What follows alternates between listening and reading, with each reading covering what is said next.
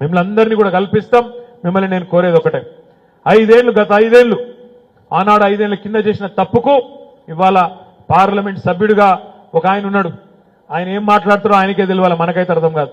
అన్నా ఇవాళ ఏం వారం అన్నా, అన్నా రేపేం వారం అన్నా, ఇవాళ ఏం దేవుడన్నా రేపేం దేవుడన్నా, ఆ దప్పు ఇంకోటి తెలియదు.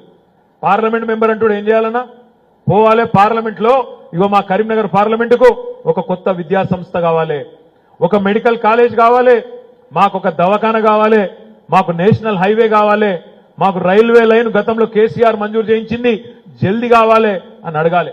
దమ్ముంటే చేతనైతే కాళేశ్వరం ప్రాజెక్టుకు జాతీయ హోదా దేవాలి, ఈ ప్రాంత రైతులకు మేలు చేసే పని చేయాలి. సిరిసిల్లలో ఉండే నేతన్నలకు ఒక మెగా పవర్ లూమ్ క్లస్టర్ దేవాలి.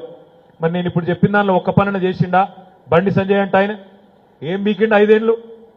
ఏమీ లేదు. ఏమన్నా మాట్లాడితే నువ్వు హిందువా ముస్లింవా, హిందువా ముస్లిమా, మసీదా మందిరా, ఏం మాట్లాడినా గదే తప్ప ఇంకోటి రాదు. మతం పేరు మీద రాజకీయం. ఇక దేవుణ్ణి ఈయననే కనిపెట్టినట్టు, దేవుడు ఇదివరకు మనకు తెలియనట్టు, మనం ఇదివరకు బొట్టు పెట్టనట్టు, మనకు సంబంధమే లేనట్టు, వీళ్ళే నిన్నగాక మొన్న ఉట్టించినట్టు ఇక రామ్ మందిర్ అని చెప్పుకొని ఇంటింటికి ఫోటోలు పంపుతాడు, అక్షింతలు పంపుతాడు. పంపుకో ఏం అభ్యంతరం లేదు. ఎంపీ గారు మీకు అంతగానం షోకుంటే, ధర్మం కోసం ప్రచారం చేసేది నిజంగానే అంత షోకుంటే మఠం పెట్టుకో, సన్యాసాశ్రమం తీసుకో, బ్రహ్మాండంగా ధర్మం కోసం ప్రచారం చేయి. కానీ ప్రజాప్రతినిధిగా ఎంపీగా నువ్వు చేయవలసిన పని చేయకుండా సన్నాసి మాటలు మాట్లాడుకుంటా మళ్ళా మీదికెళ్ళి ఏదో ప్రజా సంకల్ప యాత్ర. నువ్వు పీకింది ఏందని ప్రజా సంకల్ప యాత్ర? ఏం చేసినావు? మతం పేరు మీద పొరగాళ్ళ నెత్తులు జడగొట్టుడు, మతం పేరు మీద నెత్తులు ఖరాబ్ చేసుడు, మతం పేరు మీద కత్తులు దూసుడు తప్ప ఈ బండి సంజయ్ అనే సన్నాసి చేసింది ఏంది అని నేను అడుగుతా ఉన్నా. ఆలోచించండి, ఆగం కాకండి. 10 ఏళ్లు మోడీ ప్రధానమంత్రిగా ఉన్నాడు. ఏమిచ్చిండు తెలంగాణకు మోడీ గారు, బీజేపీ కేంద్ర ప్రభుత్వం? ఈ 10 ఏళ్లలో ఒక్కటన్నా పనికొచ్చే పని చేసినారు తెలంగాణ ప్రజలకు? తెలంగాణలోని గిరిజనులకు కానీ, తెలంగాణలోని మహిళలకు కానీ, తెలంగాణ రైతన్నలకు కానీ, తెలంగాణలోని విద్యార్థులకు కానీ మోడీ ప్రభుత్వం, బీజేపీ ప్రభుత్వం 10 ఏళ్లలో చేసిందేంది, మీరు సాధించిందేంది అని నేను అడుగుతా ఉన్నా. ఒక్క రామ మందిరాన్ని చెప్పి రాముని అడ్డం పెట్టుకొని ఇలా మళ్ళొక్కసారి ఓట్లు దండుకోవాలనే ఒక చిల్లర ఆలోచన తప్ప చేసిందేంది 5 ఏళ్లు బండి సంజయ్ ఎంపీ అని నేను అడుగుతా ఉన్నా.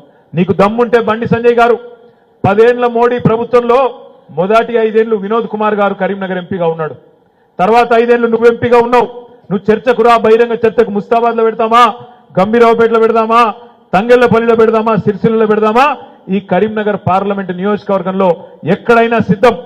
మొదటి 5 ఏళ్లు వినోద్ ఎట్లా పనిచేసిండు, వచ్చే తర్వాత 5 ఏళ్లు నువ్వేం పనిచేసినావో, ఎవరు అభివృద్ధి చేసిండ్రో అదే మోడీ ప్రధాని ఉండగా ఎవరు ప్రజల కోసం, కరీంనగర్ ప్రజల కోసం కొట్లాడినరో ముఖాముఖి వినోద్ కుమార్ గారికి నీకు బహిరంగ చర్చ పెడితే నీ భాగవతం మొత్తం బయటపడుతుంది. ఇలా మొత్తం ఏ ఊరికి పోయినా, ఎక్కడికి పోయినా ఒకటే మాట చెప్తున్నారు. ఆయనను ఎప్పుడు చూడలేదన్నా మేము, ఈ బండి సంజయ్ అంటే ఆయనను ఏదో టీవీలో చూసినాం, పేపర్లో చూసినాం తప్ప ఎన్నడు రాలే, ఎన్నడు కనవడలే అని చెప్తున్నారు. మరి పోనీ మనిషి కనవడలేదు, పోనీ ఏమైనా అభివృద్ధి చేసిండా ముస్తాబాద్లో?